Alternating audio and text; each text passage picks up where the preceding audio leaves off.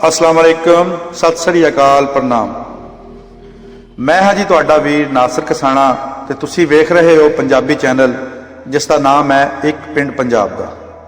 दोस्तों, असी अपने चैनल के राही 47 वेले की वंड के गवाहां नाल तुहाडी मुलाकात करवाई दी है ते इन्हां कोलों पुछीदा आ कि तुसी 47 वेले जो जो तकलीफां मुसीबतां अपने पिंडे ते झलियां वो सच्चियां दास्तानां इन्हां कोलों पुछ के तुहाडे रूबरू करी दियां जिहड़ियां इन्हां ने अपने पिंडियां ते हंडाइयां। दोस्तों, जिस तरह सोची समझी स्कीम के तहत साडे नसाबां विचों ये सारा कुछ माइनस किया जा रहा है, इस हकीकत का आने वाली नस्ल नूं किद्दां पता चलूगा? कौन इन्हां नूं दस्सेगा कि साडा पिछोकड़ की सी, साडे बुजुर्ग कित्थों उठ के आए सी?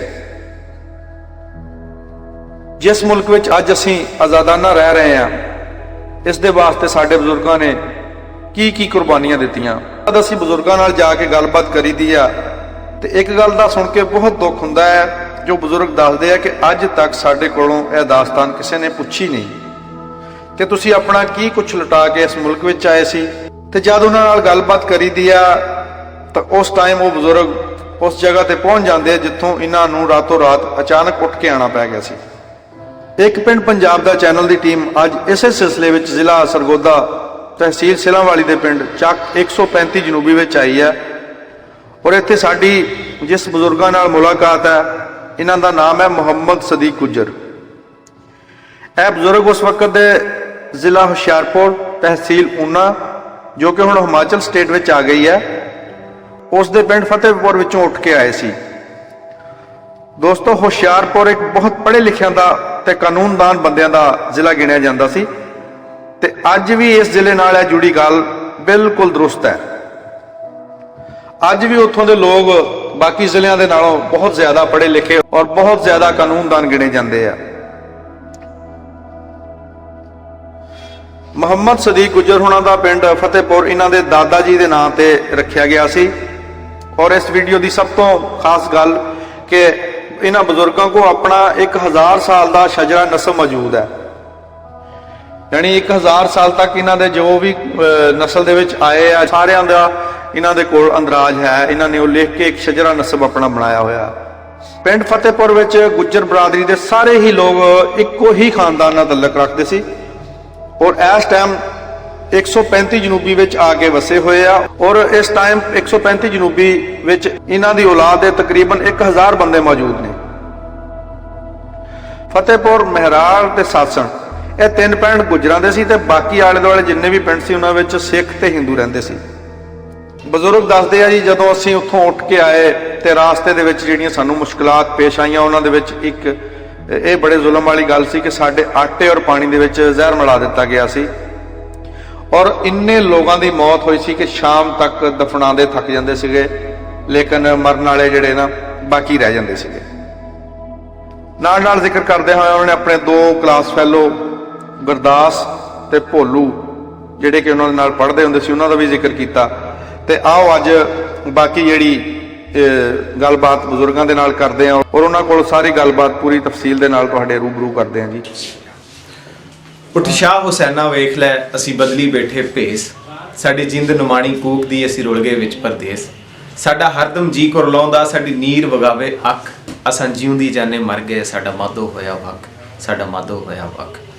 अज एक पिंड पंजाब दा चैनल दी टीम पहुंची है सिलांवाली और इत्थों साडे नाल अजिहे बुजुर्ग जुड़े ने जिन्हां ने सन 47 दा उताप अपने पिंडे ते हंडाया और जिला हुशियारपुर तो सफ़र करके पाकिस्तान लैंदे पंजाब दे विच सिलांवाली वाले इलाके 135 जनूबी दे विच आके वसे ने।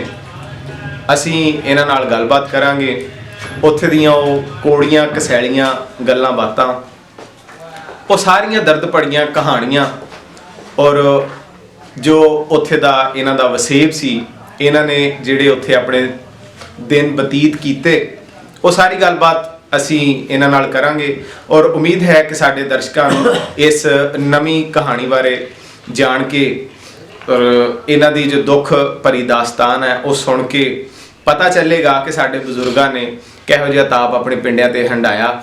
ਉਧਰ ਜਿਹੜੇ ਬਜ਼ੁਰਗ ਗਏ ਨੇ ਚੜ੍ਹਦੇ ਪੰਜਾਬ 'ਚ ਜਾਂ ਇੰਡੀਆ ਦੇ ਵਿੱਚ ਕਿਤੇ ਵੀ ਬੈਠੇ ਨੇ, ਜਾਂ ਇੱਧਰ ਪਾਕਿਸਤਾਨ ਦੇ ਜਿਹੜੇ ਸਾਡੇ ਬਜ਼ੁਰਗ ਨੇ, ਇਹਨਾਂ ਨੇ ਉਸ 47 ਦੇ ਤਾਪ ਨੂੰ, ਉਸ 47 ਦੀ ਹਿਜਰਤ ਨੂੰ ਔਰ ਉਹਨਾਂ ਦਿਨਾਂ ਨੂੰ ਕਿਸ ਤਰ੍ਹਾਂ ਕੱਟਿਆ, ਕਿਸ ਤਰ੍ਹਾਂ ਹੰਡਾਇਆ, ਅਸੀਂ ਇਹਨਾਂ ਦੀ ਜ਼ੁਬਾਨੀ ਸੁਣਦੇ ਹਾਂ ਜੀ। अस्सलाम वालेकुम। वालेकुम अस्सलाम। की हाल चाल है बुजुर्गो? अल्लाह का शुक्र। ठीक ठाक हो? की नाम है अपना? मेरा नाम मोहम्मद सिद्दीक है। मोहम्मद सदीक। वाला साहब का ਤੁਹਾਡਾ ਕੀ ਨਾਮ ਹੈ? कमालदीन। कमालदीन। ठीक है बुजुर्गो, ਜ਼ਿਲ੍ਹਾ ਆਪਣਾ ਜਿਹੜਾ ਹੈ ਉਹ ਹੁਸ਼ਿਆਰਪੁਰ ਹੈ। ਕਿਹੜੀ ਤਹਿਸੀਲ ਹੈ, ਕਿਹੜਾ ਪਿੰਡ ਹੈ ਜ਼ਰਾ? तहसील ऊना, पिंड फतेहपुर। ਤਹਿਸੀਲ ਉਨਾ, ਪਿੰਡ ਫਤਿਹਪੁਰ। ਠੀਕ ਹੈ। ਤੇ ਪਿੰਡ ਬਾਰੇ ਦੱਸੋ ਕਿ ਤੁਹਾਡਾ ਜਿਹੜਾ ਪਿੰਡ ਹੈ ਉਹ ਕਿਹੜੀਆਂ ਕਿਹੜੀਆਂ ਬਰਾਦਰੀਆਂ ਉੱਥੇ ਵਸੀਆਂ ਸੀ, ਔਰ ਤੁਹਾਡੀ ਬਰਾਦਰੀ ਕੀ ਹੈ, ਤੁਹਾਡੀ ਗੋਤ ਕੀ ਹੈ? साडी बरादरी गुजर है जी। ठीक है। साडा पूरा पिंड गुजरां दा सी। साडा दादा फत्तू सी, फतेह मुहम्मद उर्फ फत्तू। फतेह मोहम्मद उर्फ फत्तू। ਉਹਦੇ ਨਾਂ ਤੇ ਹੀ ਸਾਡਾ ਪਿੰਡ ਮਸ਼ਹੂਰ ਹੋਇਆ ਫਤਿਹਪੁਰ। माशाअल्लाह। ਉਹ क्या बात। ਕੱਲਾ ਪਿੰਡ ਦਾ ਮਾਲਕ ਸੀ ਬਹੁਤ ਅਰਸਾ ਪਹਿਲੇ। ਇਹ ਤਕਰੀਬਨ 1000 ਸਾਲ ਦਾ ਸ਼ਜਰਾ ਨਸਲ ਮੇਰੇ ਕੋਲ ਮੌਜੂਦ ਹੈ। ਉਹਨਾਂ ਦਾ 1000 ਸਾਲ ਦਾ ਹੈ ਦਾ ਸ਼ਜਰਾ ਨਸਲ ਪੂਰਾ ਹੁਣ ਤੱਕ। ਇਹ ਜੀ 1000 ਸਾਲ ਦਾ ਇਹਨਾਂ ਦਾ ਸ਼ਜਰਾ ਨਸਲ ਹੈ, ਜਿਹੜਾ ਕਿ ਨਸਲ ਦਰ ਨਸਲ ਚੱਲਦਾ ਆ ਰਿਹਾ ਹੈ ਜੀ। ਸ਼ੁਰੂ ਤੋਂ ਲੈ ਕੇ ਹੁਣ ਤੱਕ ਦਾ ਇਹ ਸਾਰਾ ਇਹਨਾਂ ਦਾ ਫੈਮਿਲੀ ਨਾਮਾ ਜਿਹਨੂੰ ਕਹਿ ਸਕਦੇ ਹਾਂ ਅਸੀਂ, ਜਿਹਦੇ ਵਿੱਚ ਇਹਨਾਂ ਦੀ ਬਲਦੀਅਤ, ਉਹਨਾਂ ਦੇ ਵਾਲਦ, ਉਹਨਾਂ ਦੇ ਵਾਲਦ, ਉਹਨਾਂ ਦੇ ਵਾਲਦ, ਇਹ ਸਾਰਾ ਸ਼ਜਰਾ ਨਸਲ ਹੈ ਜੀ। ਇਹ ਕਿੰਨੇ ਇਹਦੇ ਪੇਜ ਹੈ ਜੀ? ਇੱਕ ਪੇਜ ਹੈ। ਅੱਛਾ, ਇਹ ਇੱਕੋ ਪੇਜ ਦੇ ਉੱਤੇ ਹੈ। ਠੀਕ ਹੈ। ਬੜੀ ਖੁਸ਼ੀ ਹੋਈ ਹੈ ਜੀ ਦੇਖ ਕੇ। ਵੈਸੇ ਤਾਂ ਲਹਿੰਦਾ ਪੰਜਾਬ ਹੋਵੇ ਜਾਂ ਚੜ੍ਹਦਾ ਪੰਜਾਬ ਹੋਵੇ, ਆਪਣੇ ਹਸਬ ਨਸਬ ਨੂੰ ਹਰ ਬੰਦਾ ਹੀ ਇਸ ਤਰ੍ਹਾਂ ਹੀ ਯਾਦ ਕਰਕੇ ਰੱਖਦਾ ਹੈ, ਕੁਝ ਛੁਪਵਾ ਕੇ ਰੱਖਦਾ ਹੈ ਆਪਣੀ ਆਉਣ ਵਾਲੀ ਨਸਲਾਂ ਨੂੰ ਦੱਸਣ ਵਾਸਤੇ ਕਿ ਉਹ ਕਿਹਦੀ ਔਲਾਦ ਹੈ ਔਰ ਕਿੱਥੋਂ ਆਏ ਨੇ। ਬੜੀ ਚੰਗੀ ਗੱਲ ਹੈ। ਤੇ ਹੁਣ ਦੱਸੋ ਜੀ, ਫਿਰ ਤੁਸੀਂ ਪਿੰਡ ਦੇ ਵਿੱਚ ਕਿਹੜੀਆਂ ਕਿਹੜੀਆਂ ਬਰਾਦਰੀਆਂ ਬੈਠੀਆਂ ਸੀ? ਉਸ ਪਿੰਡ ਦੇ ਵਿੱਚ ਸਾਡੇ ਸਿਰਫ ਗੁੱਜਰ ਸੀ ਮੁਸਲਮਾਨ, ਬਾਕੀ ਸਿਰਫ ਗੁੱਜਰ ਬਰਾਦਰੀ ਦੇ? ਚੰਦ ਘਰ ਹਿੰਦੂ ਕਮੀਆਂ ਦੇ ਸੀ, ਲੋਹਾਰ ਤਰਖਾਨ ਵਗੈਰਾ। ਬਾਕੀ ਗੁੱਜਰ ਪੂਰੇ ਗੁੱਜਰਾਂ ਦੀ ਬਰਾਦਰੀ ਇੱਕੋ ਹੀ ਔਲਾਦ ਸੀ, ਇੱਕੋ ਬਜ਼ੁਰਗ ਦੀ, ਫਤਿਹ ਮੁਹੰਮਦ ਦੀ। ਸਹੀ। ਔਰ ਇਹ ਮੈਂ ਅੱਜ ਦੱਸਣਾ ਚਾਹੁੰਦਾ ਕਿ ਅੱਜ ਇੱਥੇ 35 ਚੱਕ ਦੇ ਵਿੱਚ ਤਕਰੀਬਨ 1000 ਦੇ ਕਰੀਬ ਹਨ ਅਫਰਾਦ ਜਿਹੜੇ ਉਹਦੀ ਔਲਾਦ ਹੈ। ਔਰ ਜਿਹੜੇ ਖਾਣੇ ਅੱਜ ਅਸੀਂ ਖਾਂਦੇ ਹਾਂ ਉਹਨੇ ਕਦੇ ਸੁਣੇ ਵੀ ਨਹੀਂ ਹੋਣੇ। ਇਹ ਜਿਹੜੇ ਸਾਨੂੰ ਡਰਾਉਂਦੇ ਆ ਕਿ ਬੱਚੇ ਪੈਦਾ ਨਾ ਕਰੋ, ਦੌਰ ਦਾ ਫਰਕ ਪੈ ਗਿਆ। ਦੌਰ ਅਸੀਂ ਖਿਲਾਫ ਹੈ। ਵਕਤ ਦੀ ਗੱਲ ਹੈ ਜੀ। ਦੂਸਰੀ ਗੱਲ ਇਹ ਹੈ ਜੀ ਕਿ 3 ਪਿੰਡ ਸਾਡੇ ਗੁੱਜਰਾਂ ਦੇ ਸੀ। ਕਿਹੜੇ ਕਿਹੜੇ? ਫਤਿਹਪੁਰ, ਮੁਰਾਲ, ਸਾਸਣ।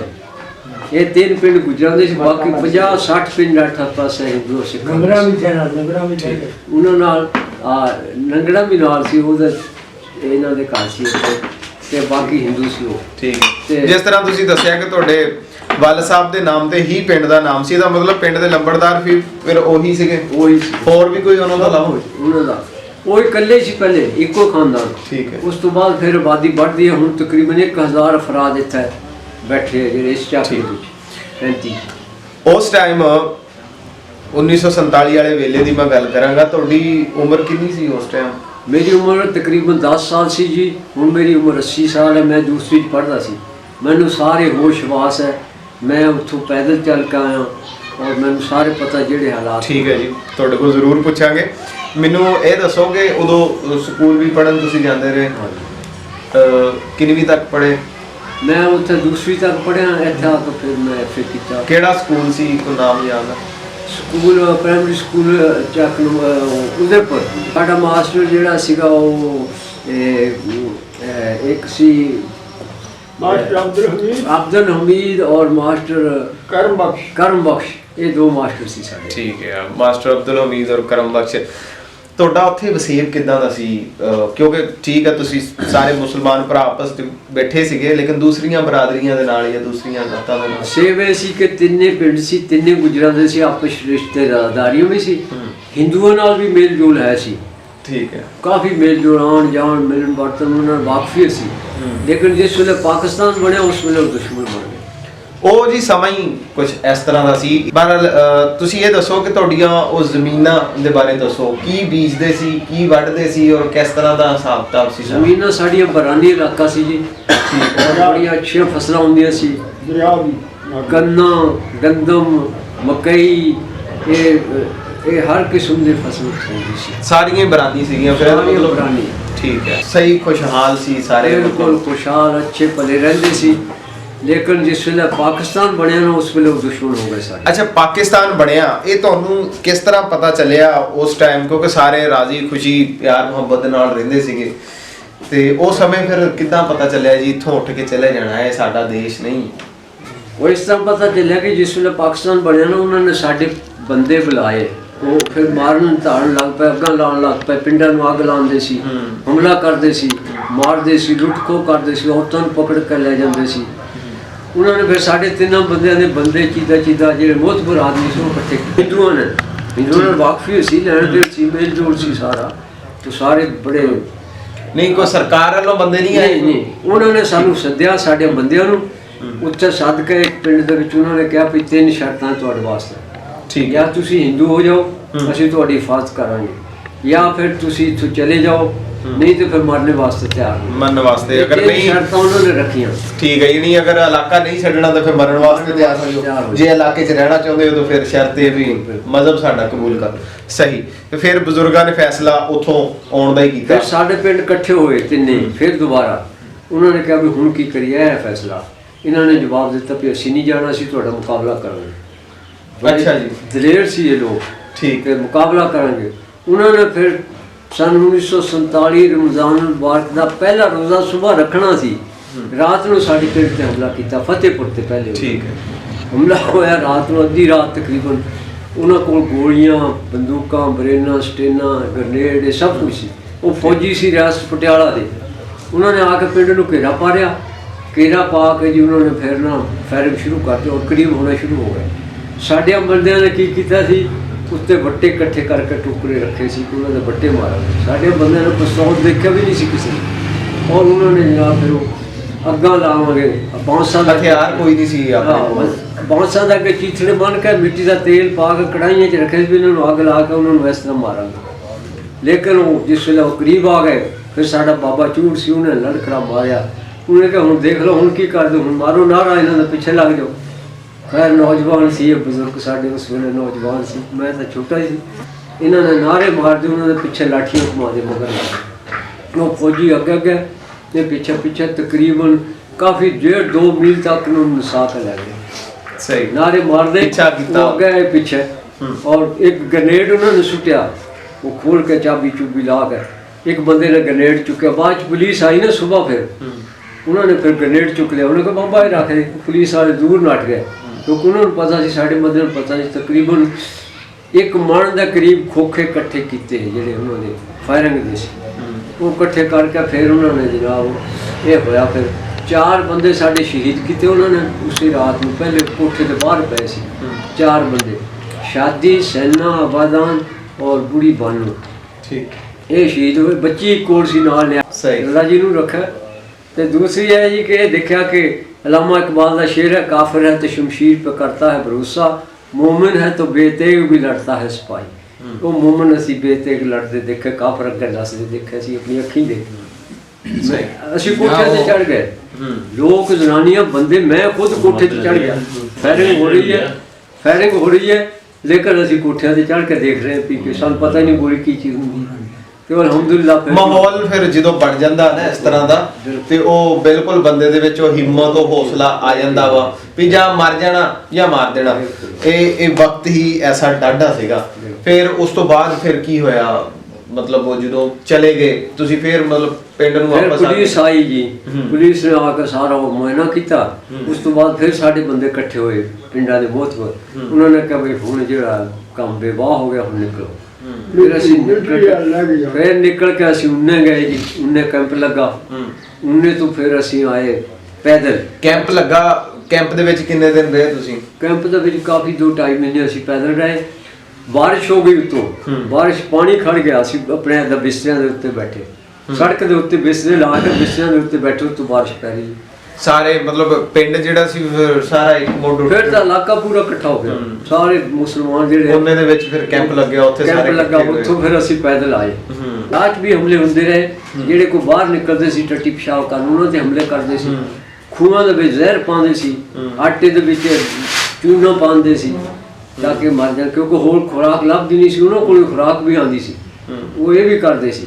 ਬਹੁਤ ਦੁਨੀਆ ਰਾਹ ਦੇ ਵਿੱਚ ਮਰੀ, ਇਤਨੀ ਦੁਨੀਆ ਮਰੀ ਕਿ ਸਵੇਰ ਕਬਰਾਂ ਕੱਢਣ ਬੰਦੇ ਜਾਂਦੇ, ਸ਼ਾਮ ਨੂੰ ਆਉਂਦੇ ਸੀ ਵਾਪਸ, ਕਬਰਾਂ ਕੱਢ ਕੇ ਇਤਨੀ ਦੁਨੀਆ ਰਾਹ ਦੇ ਵਿੱਚ ਮਰੀ। ਉਹ ਸ਼ੇਰ ਹੈ ਨਾ ਜੀ, ਅੰਮ੍ਰਿਤਾ ਪ੍ਰੀਤਮ ਦਾ, ਕਿਸੇ ਨੇ 5 ਪਾਣੀਆਂ ਵਿੱਚ ਦਿੱਤੀ ਜ਼ਹਿਰ ਰਲਾ, ਉਸ ਜ਼ਹਿਰ ਨੂੰ ਦਿੱਤਾ ਪਾਣੀ ਧਰਤ ਨੂੰ ਲਾ, ਉਹ ਧਰਤ ਨੂੰ ਉਹ ਜ਼ਹਿਰ ਵਾਲਾ ਜਿਹੜਾ ਪਾਣੀ ਲੱਗਿਆ, ਜਿਹੜੀ ਇਹ ਨਫ਼ਰਤ ਦੀ ਜਿਹੜੀ ਜ਼ਹਿਰ ਹੁੰਦੀ ਹੈ ਨਾ ਜੀ, ਨਫ਼ਰਤ ਬੜੀ ਜ਼ਹਿਰੀਲੀ ਹੁੰਦੀ ਹੈ, ਸੱਚੀ ਮੁੱਚੀ ਵਾਲੀ ਜ਼ਹਿਰ ਨਾਲੋਂ ਵੀ। ਉਹ ਵਕਤ ਹੀ ਐਸਾ ਸੀ, ਉਹ ਸਮਾਂ ਹੀ ਐਸਾ ਸੀ, ਤੇ ਬਹੁਤ ਮਾੜਾ ਟਾਈਮ ਦੇਖਿਆ ਸਾਡੇ ਸਾਰੇ ਹੀ ਬਜ਼ੁਰਗਾਂ ਨੇ, ਉੱਧਰਲਿਆਂ ਨੇ ਇੱਧਰਲਿਆਂ ਨੇ, ਸਾਰਿਆਂ ਨੇ। ਤੇ ਉਹ ਇਨਸਾਨੀਅਤ ਦੀ ਬਹੁਤ ਹੀ ਇੱਕ ਦਰਿੰਦਗੀ ਦੀ ਬਹੁਤ ਬੁਰੀ ਮਿਸਾਲ ਸੀ। ਉਹ ਵਕਤ ਦੇ ਜਿਹੜੇ ਪੱਛ ਆ ਜੀ, ਉਹ ਨਹੀਂ ਮਿਟ ਸਕਦੇ, ਇਹਦੇ ਵਿੱਚ ਕੋਈ ਸ਼ੱਕ ਨਹੀਂ ਹੈ। ਅਸੀਂ ਆਪਣੇ ਦਿਲ ਤੇ, ਆਪਣੇ ਕੀ ਕਹਿੰਦੇ ਅਸਾਬ ਤੇ ਬੜਾ ਕੰਟਰੋਲ ਕਰਕੇ ਗੱਲਬਾਤ ਸੁਣੀਦੀ ਹੈ। ਰੋਣ ਸਾਡਾ ਵੀ ਨਿਕਲਦਾ ਜਦੋਂ ਸੁਣਦੇ ਆ ਕਿ ਮਤਲਬ ਬੱਚੇ ਵੀ ਵੱਢ ਦਿੱਤੇ ਤੇ ਔਰਤਾਂ ਦੀਆਂ ਇੱਜ਼ਤਾਂ, ਰੋਣ ਨਿਕਲਦਾ ਹੈ ਜੀ। ਦੂਰ ਦੱਸੀ ਦਾ ਆਉਣ ਵਾਲੀਆਂ ਨਸਲਾਂ ਵਾਸਤੇ ਵੀ ਇਹ ਪੈਗਾਮ ਹੈ ਇੱਕ ਕਿਸਮ ਦਾ ਕਿ ਇਹ ਸਾਡਾ ਮੁਲਕ, ਦੇਸ਼ ਸਾਡਾ ਜਿਹੜਾ ਹੈ ਸੌਖਾ ਨਹੀਂ ਮਿਲਿਆ। ਦੂਸਰੀ ਚੀਜ਼ ਇਹ ਆ ਕਿ ਮੁਹੱਬਤਾਂ ਨੂੰ ਫਰੋਗ ਦੇਣਾ ਚਾਹੀਦਾ। ਜੋ ਇੱਕ ਟਾਈਮ ਸੀ ਉਹ ਗੁਜ਼ਰ ਗਿਆ, ਜੋ ਇੱਕ ਵਕਤ ਸੀ ਉਹ ਗੁਜ਼ਰ ਗਿਆ, ਤੇ ਹੁਣ ਮੁਹੱਬਤਾਂ ਨੂੰ ਫਰੋਗ ਦਿੱਤਿਆਂ ਹੀ ਗੁਜ਼ਾਰਾ ਵਾ। ਮੁਹੱਬਤਾਂ ਵਧਾਉਣੀਆਂ ਚਾਹੀਦੀਆਂ ਵਾ। ਮਾੜੇ ਜਿਹੜੇ ਆ ਉਹ ਟਾਈਮ ਗੁਜ਼ਰ ਜਾਂਦਾ ਵਾ, ਉਹਦੇ ਪੱਛ ਜ਼ਰੂਰ ਰਹਿੰਦੇ ਆ, ਪਰ ਮਾੜਾ ਟਾਈਮ ਜਿਹੜਾ ਉਹ ਸਿੱਖਿਆ ਵਾਸਤੇ ਹੋਣਾ ਚਾਹੀਦਾ ਵਾ, ਬਦਲੇ ਦੀ ਭਾਵਨਾ ਵਾਸਤੇ ਨਹੀਂ। ਤੇ ਉੱਥੋਂ ਫਿਰ ਤੁਸੀਂ ਕੈਂਪ ਤੋਂ ਉੱਠੇ, ਫਿਰ ਪੈਦਲ ਸਫ਼ਰ ਕੀਤਾ, ਕਿੱਥੇ ਪਹੁੰਚੇ ਫਿਰ ਤੁਸੀਂ? ਲਾਹੌਰ ਕੈਂਪ ਚ ਆਏ। ਲਾਹੌਰ ਤੋਂ ਫਿਰ ਅਸੀਂ, ਸਾਡਾ ਪਿੰਡ ਤਕਰੀਬਨ ਸਾਰੇ ਲੋਕ ਇੱਥੇ ਆ ਗਏ 35 ਚੱਕ। ਸਾਡੇ ਬਾਬੂ ਕੁਤਬਦੀਨ ਸਾਹਿਬ ਸੀ ਸਾਡੇ ਬਜ਼ੁਰਗ, ਉਹ ਇੱਥੇ ਉਹਨਾਂ ਨੇ ਅੱਗੇ ਕੁਝ ਕੀਤਾ ਸੀ, ਉਹ ਫਿਰ ਉੱਥੋਂ ਜਾ ਕੇ ਉਹਨਾਂ ਨੂੰ ਲੈ ਕੇ ਇੱਥੇ ਆਏ। ਇੱਥੇ ਫਿਰ ਇਹ ਸਾਰਾ ਇਹਨਾਂ ਨੇ ਆਪਣਾ ਸਾਰਾ ਉਹਨੂੰ ਪੁਲ ਆ ਗਈ। ਉੱਥੋਂ ਫਿਰ ਲਾਹੌਰ, ਉੱਥੋਂ ਤੁਹਾਨੂੰ ਕਿੱਦਾਂ ਪਤਾ ਚੱਲਿਆ ਕਿ ਅਸੀਂ ਇਸ ਪਿੰਡ 'ਚ ਜਾ ਕੇ ਬੈਠਣਾ? ਉਹ ਬਾਬੂ ਕੁਤਬਦੀਨ ਸਾਹਿਬ ਇੱਧਰ ਮੁਲਾਜ਼ਮ ਸੀ ਨਾ, ਉਹ ਆਉਂਦੇ ਜਾਂਦੇ ਸੀ, ਜਾਣਦੇ ਸੀ ਪਤਾ ਸੀ ਨਾ ਇਲਾਕਿਆਂ ਦਾ, ਉਹ ਫਿਰ ਉੱਥੇ ਗਏ ਸੀ। ਫਿਰ ਤੁਸੀਂ ਉੱਥੋਂ ਰਾਹ ਪਏ, ਇਸ ਪਿੰਡ ਆਏ। ਇੱਥੇ ਤੁਹਾਨੂੰ ਜ਼ਮੀਨਾਂ ਕਿੱਦਾਂ ਪਈਆਂ? ਇੱਥੇ ਫਿਰ ਜ਼ਮੀਨਾਂ ਪਹਿਲਾਂ ਤੇ ਅਲਾਟ ਹੋਈਆਂ ਸੀ, ਇੱਕ ਜੀ ਦਾ 1 ਕਿੱਲਾ ਜੀਆਂ ਦੇ ਹਿਸਾਬ ਨਾਲ, ਨੰਬਰਾਂ ਦੇ ਹਿਸਾਬ ਨਾਲ। ਫਿਰ ਬਾਅਦ ਚ ਉਹ ਫਾਰਮ ਆਏ ਹਿੰਦੁਸਤਾਨ ਤੋਂ, ਰਿਕਾਰਡ ਚੋਂ, ਲਾਹੌਰ ਚੋਂ, ਉਹ ਉੱਥੋਂ ਫਿਰ ਜਿੰਨੀ ਕਿਸੇ ਦੀ ਜ਼ਮੀਨ ਸੀ ਉਨੀ ਉਹਨੂੰ ਬਾਅਦ ਚ ਮਿਲੀ। ਅੱਛਾ, ਤੁਸੀਂ ਇਸ ਪਿੰਡ 'ਚ ਆਏ, ਮੈਂ ਬਾਕੀ ਸਵਾਲ ਬਾਅਦ ਚੋਂ ਕਰਾਂਗਾ, ਪਰ ਇੱਕ ਬੜਾ ਜ਼ਰੂਰੀ ਸਵਾਲ ਆ ਕਿ ਇਸ ਪਿੰਡ 'ਚ ਜਦੋਂ ਤੁਸੀਂ ਆਏ, ਤੁਸੀਂ ਕੀ ਦੇਖਿਆ? ਇੱਥੇ ਦੇ ਜਿਹੜੇ ਸੀਗੇ ਲੋਕਲ ਲੋਕ, ਇੱਥੇ ਦੇ ਜਿਹੜੇ ਵਸਨੀਕ ਸੀਗੇ, ਉਹਨਾਂ ਨੇ ਤੁਹਾਡਾ ਵੈਲਕਮ ਕਿੱਦਾਂ ਦਾ ਕੀਤਾ? ਸਾਡਾ ਇੱਥੇ 1-2 ਘਰ ਸੀ ਕਮੀਆਂ ਦੇ, ਬਾਕੀ ਸਭ ਪਿੰਡ ਹਰ ਕੰਮ ਕਰਨ ਵਾਲਾ ਹੀ ਕਮੀ ਹੁੰਦਾ ਜੀ। ਹਰ ਕੰਮ ਕਰਨ ਵਾਲਾ, ਕੋਈ ਕੌਮ ਵੀ ਮਾੜੀ ਕੌਮ ਨਹੀਂ ਹੁੰਦੀ, ਅੱਲਾਹ ਨੇ ਸਭ ਨੂੰ ਬਰਾਬਰ ਬਣਾਇਆ। ਧੋਬੇ ਦਾ ਘਰ ਸੀ ਜੀ, ਧੋਬੀਆਂ ਦਾ ਘਰ ਸੀ, ਇੱਕ ਲੋਹਾਰਾਂ ਦਾ ਘਰ ਸੀ, ਠੀਕ ਹੈ। ਬਾਕੀ ਸਾਰੇ ਹਿੰਦੂਆਂ ਸਿੱਖਾਂ ਦਾ ਪਿੰਡ ਸੀ, ਖਾਲੀ ਦਾ ਪਿੰਡ ਸੀ ਜੀ। ਫਿਰ ਇੱਥੇ ਆਬਾਦੀ ਹੋ ਗਈ, ਫਿਰ ਸਾਡੇ ਲੋਕ ਇੱਥੇ ਰਹਿਣ ਲੱਗ। ਨਹੀਂ, ਜਦੋਂ ਤੁਸੀਂ ਉੱਥੋਂ ਆਏ ਆ, ਹਾਂਜੀ, ਤੁਸੀਂ ਤਾਂ ਜ਼ਾਹਰੀ ਗੱਲ ਆ, ਇੱਥੇ ਦੇ ਜਿਹੜੇ ਲੋਕ ਸੀਗੇ, ਜਿਹੜੇ ਵੀ ਇੱਥੇ ਬਚੇ ਸੀਗੇ ਘਰ, ਕਿਉਂਕਿ ਬਾਕੀ ਤੇ ਜਿਹੜੇ ਇੱਥੇ ਰਹਿੰਦੇ ਸੀਗੇ ਉਦੋਂ ਉੱਠ ਕੇ ਚਲੇ ਗਏ। ਇੱਥੇ ਦੇ ਫਿਰ ਜਿਹੜੇ ਉਹ ਤੁਸੀਂ ਦੱਸ ਰਹੇ ਆ ਧੋਬੀ ਸੀਗੇ ਜਾਂ ਤਰਖਾਨ ਸੀ ਜਾਂ ਜਲਾਏ, ਉਹਨਾਂ ਨੇ ਮਤਲਬ ਤੁਹਾਡੇ ਨਾਲ ਕਿੱਦਾਂ ਦਾ? ਉਹ ਬਹੁਤ ਅੱਛੇ ਰਹੇ ਜੀ, ਉਹ ਬੜੇ ਮੁਸਲਮਾਨ ਲੈਣ ਦੇਣ ਕੀਤਾ ਤੁਹਾਡੇ ਨਾਲ, ਖਾਣ ਇੱਕ ਪੀਣ? ਮਸਜਿਦ ਸੀ ਧੋਬਿਆਂ ਦੀ ਇੱਥੇ ਸਿਰਫ ਪਿੰਡ 'ਚ, ਕੱਚੀ, ਠੀਕ ਹੈ। ਉਹਨਾਂ ਤੋਂ ਬਹੁਤ ਦਾ ਨਾਂ ਸੀ, ਉਹਨਾਂ ਨੇ ਉਹ ਬਣਾਈ ਸੀ, ਮੋਚੀ ਸੀ ਲਾਲ, ਉਹਨਾਂ ਨੇ ਉਹ ਮਸਜਿਦ ਬਣਾਈ ਸੀ। ਉੱਥੇ ਅਸੀਂ ਸਾਰੇ ਨਮਾਜ਼ ਇਕੱਠੇ ਪੜ੍ਹਦੇ ਰਹੇ ਹਾਂ, ਔਰ ਉਸ ਤੋਂ ਬਾਅਦ ਫਿਰ ਇੱਥੇ ਬੜੇ ਅੱਛੇ ਤਰੀਕੇ ਨਾਲ ਰਾਈ ਬਰਾਦਰੀ, ਗੁੱਜਰ ਬਰਾਦਰੀ, 2 ਬਰਾਦਰੀਆਂ ਸਾਡੀਆਂ ਇੱਥੇ। ਉਹ ਜਲੰਧਰ ਦੇ, ਹੁਸ਼ਿਆਰਪੁਰ ਦੇ। ਸਾਰਾ ਪਿੰਡ ਤਾਂ ਨਹੀਂ ਆ ਕੇ ਫਿਰ ਇੱਥੇ ਬੈਠਾ ਕਿ ਪੂਰੇ ਦਾ ਪੂਰਾ ਪਿੰਡ ਹੀ? ਪੂਰੇ ਦਾ ਪੂਰਾ, ਕੋਈ 1-2 ਘਰ ਸਾਡੇ ਬਾਹਰ ਹਨ, ਬਾਕੀ ਸਾਰਾ ਪਿੰਡ ਇੱਥੇ ਤਕਰੀਬਨ। ਨਾਲ ਰਹਿਤਲ ਦੇ ਹਵਾਲੇ ਦੇ ਨਾਲ, ਆਬੋ ਹਵਾ ਦੇ ਹਵਾਲੇ ਦੇ ਨਾਲ, ਖਾਣ ਪੀਣ ਤਾਂ ਜੀ ਬਹੁਤ ਅੱਛਾ ਹੈ ਉੱਥੇ ਨਾਲੋਂ, ਬਹੁਤ ਅੱਛਾ। ਉੱਥੇ ਸਾਦਾ ਖਾਣ ਪੀਣ ਸੀ। ਸਾਦਾ ਕੀ ਸੀ ਖਾਣ ਪੀਣ ਉੱਥੇ ਤੁਹਾਡਾ? ਦੁੱਧ, ਘਿਓ, ਮੱਖਣ, ਲੱਸੀ, ਇਹ ਚੀਜ਼ਾਂ ਆਮ ਮਿਲਦੀਆਂ ਸੀ। ਅੰਬ, ਫਰੂਟ, ਫਲ, ਸਬਜ਼ੀਆਂ, ਤਰਕਾਰੀਆਂ ਸਭ ਮਿਲਦੀਆਂ ਸੀ।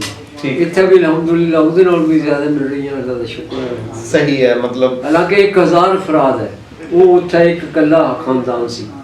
ਅੱਜ ਇੱਕ ਅਫਰਾਦ, 1000 ਅਫਰਾਦ 70-72 ਸਾਲ ਹੋ ਗਏ ਜੀ। ਤੇ ਦੇਖੋ ਇੰਨੇ ਸਾਲਾਂ ਦੇ ਵਿੱਚ 3 ਪੁਸ਼ਤਾਂ ਜਵਾਨ ਹੋ ਜਾਂਦੀਆਂ। ਦਿਲ ਤੇ ਚਾਹਨਾ ਇੱਕ ਵਾਰ ਦੇਖਿਆ ਜੀ। ਦਿਲ ਚਾਹੁੰਦਾ ਤੁਹਾਡਾ। ਦੇਖ ਆਈਓ ਉਹ ਬਜ਼ੁਰਗਾਂ ਦੀਆਂ ਕਬਰਾਂ ਔਰ ਉਹ ਸਾਡੀ ਮਸਜਿਦ ਸੀ ਔਰ ਹੋਰ ਚੀਜ਼ਾਂ ਜਿਹੜੀਆਂ ਉੱਥੇ ਕੋਈ ਬਚਪਨ ਦੇ ਯਾਰ ਬੇਲੀਆਂ ਦਾ ਨਾਮ ਯਾਦ ਆਉਂਦਾ ਤੁਹਾਨੂੰ? ਬਚਪਨ ਦੇ ਸਾਰੇ ਯਾਰ ਬੇਲੀ ਆ ਸਾਡੇ ਬੱਚੇ ਸਾਰੇ ਯਾਰ ਬੇਲੀ ਬੜੇ ਖੁਸ਼ ਨਸੀਬ ਹੋ ਤੁਸੀਂ, ਤੁਹਾਡੇ ਬਚਪਨ ਦੇ ਸਾਰੇ ਯਾਰ ਬੇਲੀ ਹਿੰਦੂ ਬੱਚੇ ਸਾਡੇ ਨਾਲ ਪੜ੍ਹਦੇ ਹੁੰਦੇ ਸੀ। ਕੋਈ ਨਾਮ ਯਾਦ ਆ ਉਹਨਾਂ ਦਾ? ਉਹਨਾਂ ਦਾ ਇੱਕ ਦਾ ਨਾਮ ਗੁਰਦਾਸ ਸੀ, ਇੱਕ ਦਾ ਨਾਮ ਪੋਲੂ ਸੀ। ਉਨੇ ਦੇ ਸੀਗੇ ਇਹ ਜਾਂ ਫਤਿਹਪੁਰ? ਪਿੰਡਾਂ ਦੇ ਇਕੱਠੇ ਪੜ੍ਹਨ ਲਾਗੇ ਦੇ ਪਿੰਡਾਂ ਦੇ ਪੜ੍ਹਨ ਪਿੰਡ ਆਉਂਦੇ ਹੁੰਦੇ ਸੀ ਉਹਦੇ ਪਰ ਜਗਰਾਜ ਦਿਨ ਸਰੂਪ ਜਿਹੜੀ ਇਕੱਠੇ ਰਾਮ ਇਕੱਠੇ ਪੜ੍ਹਦੇ ਠੀਕ ਹੈ। ਤੇ ਉਹਨਾਂ ਦੇ ਬਜ਼ੁਰਗਾਂ ਦੇ ਨਾਲ ਵੱਡਿਆਂ ਦੇ ਨਾਲ ਵੀ ਮਤਲਬ ਸਾਰਾ ਨਾਮ ਪਿਆਰ ਲੈਣ ਦੇਣ ਆਉਣ ਜਾਣ। ਬਚਪਨ ਦੇ ਕੋਈ ਵਿਆਹ ਸ਼ਾਦੀਆਂ ਦੇਖੀਆਂ ਹੋਣ, ਕਿੱਦਾਂ ਦੇ ਹੁੰਦੇ ਸੀਗੇ ਬਚਪਨ ਦੇ? ਮਤਲਬ ਉਸ ਟਾਈਮ ਤੁਸੀਂ ਜਿਹੜੇ ਉਸ ਦੌਰ ਦੇ ਉਸ ਵਕਤ ਦੇ ਵਿਆਹ ਸ਼ਾਦੀਆਂ ਕਿੱਦਾਂ ਦੀਆਂ ਬਹੁਤ ਸੀ? ਸਾਦਗੀ ਹੁੰਦੀ ਸੀ ਜੀ, ਬਸ ਸਾਦਗੀ ਨਾਲ ਵਿਆਹ ਸ਼ਾਦੀ ਹੋ ਜਾਂਦੀ ਸੀ, ਤਾਂ ਹੀ ਹੁੰਦਾ ਸੀ। ਬਾਕੀ ਕੋਈ ਢੋਲ ਢਮੱਕਾ ਨਹੀਂ, ਕੋਈ ਗਿਆ ਸਾ ਕੁਝ ਵੀ ਨਹੀਂ ਸੀ। ਸਹੀ ਆ ਸਿੱਠੜੀਆਂ ਦਿੰਦੀਆਂ ਹੁੰਦੀਆਂ ਸੀ ਬੁੱਢੀਆਂ ਇੱਕ ਦੂਸਰੇ ਔਰਤਾਂ ਨੂੰ। ਗੀਤ ਗਾ ਲੈਂਦੀਆਂ ਸੀ, ਹੋਰ ਕੋਈ ਨਹੀਂ ਸੀ। ਔਰਤਾਂ ਆਪਸ ਚ ਨਾ ਤੇ ਬੰਦਿਆਂ ਦਾ ਕੀ ਸ਼ੁਗਲ ਮਜ਼ਾਕ ਹੁੰਦਾ ਸੀਗਾ ਸ਼ਾਦੀ ਵਿਆਹਾਂ ਤੇ ਜਾਂ ਉਹ ਬਾਜਾ ਬੈਂਡ ਬੈਂਡ ਬਾਜਾ ਹੁੰਦਾ ਸੀਗਾ ਜੀ? ਹੋਰ ਹੁੰਦਾ ਸੀ। ਸਹੀ। ਹੋਰ ਕੋਈ ਸਹੀ। ਕੋਈ ਮੇਲਾ ਯਾਦ ਹੋਵੇ ਤੁਹਾਡੇ ਇਲਾਕੇ ਦਾ? ਮੇਲਾ ਸਾਡਾ ਜੀ ਆਪਣੇ ਡੋਲੀ ਦਾ ਮੇਲਾ, ਉਹਨੂੰ ਕਹਿੰਦੇ ਸੀ ਮੀਆਂ ਸਾਹਿਬ ਸੀ, ਕੀ ਨਾਮ ਸੀ? ਮੁਹੰਮਦੀ ਸ਼ਾਹ ਦਾ। ਮੀਆਂ ਮੁਹੰਮਦੀਨ ਸ਼ਾਹ, ਉਹਨਾਂ ਦਾ ਮੇਲਾ ਲੱਗਦਾ? ਮੁਹੰਮਦੀ ਸ਼ਾਹ ਉਹਦਾ ਨਾਮ ਸੀ। ਮੁਹੰਮਦੀ ਸ਼ਾਹ। ਉਹਨਾਂ ਦਾ ਮੇਲਾ ਸਾਡੇ ਆਪਣੇ ਪਿੰਡ 'ਚ ਲੱਗਦਾ ਸੀ। ਤੇ ਉਹ ਮੇਲੇ ਦਾ ਕੀ ਨਾਮ, ਮਤਲਬ ਕੀ ਮਸ਼ਹੂਰੀ ਕੀ ਸੀਗੀ? ਰੋਸ਼ਨੀ ਉਹਨੂੰ ਕਹਿੰਦੇ ਸੀ। ਰੋਸ਼ਨੀ ਦਾ ਮੇਲਾ।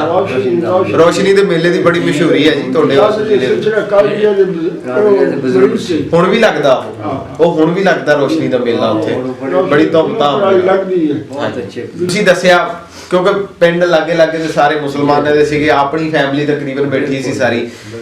ਆਪਣੀਆਂ ਸ਼ਾਦੀਆਂ ਦੇ ਬਾਰੇ ਤੁਸੀਂ ਦੱਸ ਦਿੱਤਾ, ਮੁਸਲਮਾਨਾਂ ਦਾ ਕੀ, ਉਧਰ ਹਿੰਦੂਆਂ ਦੀਆਂ ਜਾਂ ਸਿੱਖਾਂ ਦੀਆਂ ਉਹਨਾਂ ਬਰਾਦਰੀਆਂ ਦੀਆਂ ਸ਼ਾਦੀਆਂ ਵੀ ਤੁਸੀਂ ਅਟੈਂਡ ਕੀਤੀਆਂ, ਉਹਨਾਂ ਤੇ ਵੀ ਗਏ ਕਦੀ? ਨਹੀਂ, ਮੈਂ ਕਦੀ ਨਹੀਂ ਗਿਆ, ਬੜੇ ਜਾਂਦੇ ਹੁੰਦੇ ਸੀ ਕੋਈ ਨਾ ਕੋਈ। ਇਹ ਸੀਗੇ ਜੀ ਬਾਬਾ ਸਦੀਕ ਜੀ, ਜਿਨ੍ਹਾਂ ਦੇ ਨਾਲ ਅਸੀਂ ਗੱਲਬਾਤ ਕੀਤੀ ਔਰ ਉਹਨਾਂ ਨੇ ਦੱਸਿਆ ਸਾਰਾ ਆਪਣਾ ਉੱਥੇ ਦਾ ਲਾਗ ਵਿਹਾਰ, ਗੱਲਬਾਤ, ਉੱਥੇ ਰਹਿੰਦੇ ਰਹੇ ਔਰ ਉੱਥੇ ਉਹਨਾਂ ਨੇ ਆਪਣਾ ਵਕਤ ਬਤੀਤ ਕੀਤਾ ਔਰ ਉਸ ਤਾਪ ਨੂੰ, ਹਿਜਰਤ ਦੇ ਉਸ ਤਾਪ ਨੂੰ ਆਪਣੇ ਪਿੰਡੇ ਤੇ ਹੰਡਾਇਆ। ਮਰਦੇ ਖਪਦੇ ਲੋਕ ਦੇਖੇ ਸਾਰੇ, ਲੇਕਿਨ ਅੱਜ ਵੀ ਬਾਬਾ ਜੀ ਤਿਆਰ ਨੇ ਆਪਣੇ ਉਸ ਜਨਮ ਭੂਮੀ ਨੂੰ ਦੇਖਣ ਵਾਸਤੇ ਔਰ ਅੱਜ ਵੀ ਇਹਨਾਂ ਦਾ ਪਿਆਰ ਉਹਨਾਂ ਲੋਕਾਂ ਵਾਸਤੇ, ਉਸ ਧਰਤੀ ਵਾਸਤੇ ਛਲਕਦਾ ਹੈ।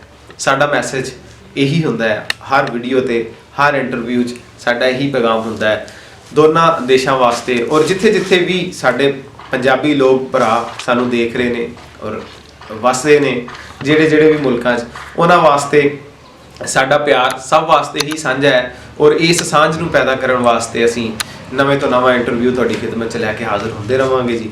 ਇਜਾਜ਼ਤ ਦਿਓ, ਮੈਂ ਹਾਂ ਜੀ ਇਕਬਾਲ ਖਾਨ ਰਾਜਪੂਤ ਤੇ ਭਾਈ ਨਾਸਰ ਕਸਾਣਾ ਜੀ, ਸਾਨੂੰ ਇਜਾਜ਼ਤ ਦਿਓ ਜੀ, ਰੱਬ ਰੱਖਾ।